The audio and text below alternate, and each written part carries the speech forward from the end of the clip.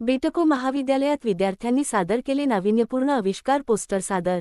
Divya Bharat BSM news Nashik Road संवाददाता Sanjay परमसागर Gokhale education सोसायटीच्या नाशिकरोड येथील बिटको महाविद्यालयात बायोटेक व कम्प्युटर सायन्सच्या विद्यार्थ्यांनी सावित्रीबाई फुले पुणे विद्यापीठ अंतर्गत संयुक्त विद्यमाने आविष्कार पोस्टर स्पर्धेसाठी महाविद्यालयीन पातळीवर नाविन्यपूर्ण कल्पना व संशोधनपर प्रकल्प सादर केले।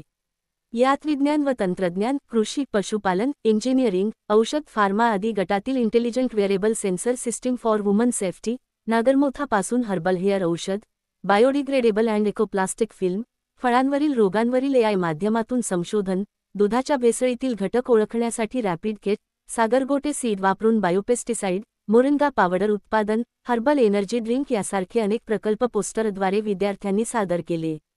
या स्पर्धेचे उद्घाटन महाविद्यालयाच्या प्राचार्य डॉक्टर कृष्णा शहाणे, प्रमुख पाहुणे doctor Satish Ahire, LVH college, Priya Sonawani, BYK college, उपप्राचार्य doctor Anilkumar Pathare, doctor Satish Chavan, doctor Akash Thakur, Hindi विभाग प्रमुख अजिनाथ नागरगोजे यांच्या प्रमुख उपस्थितीत समन्वयक डॉक्टर दीपक टोपे यांच्या मार्गदर्शनाखाली संपन्न झाले। यात एकूण 46 विद्यार्थ्यांनी 24 प्रकल्प सादर केले। स्पर्धेचे परीक्षण डॉक्टर सतीश अहिरे व प्रिया सोनवणी यांनी केले। प्रारंभी स्पर्धेचे प्रास्ताविक डॉक्टर अनिलकुमार पठारे यांनी केले।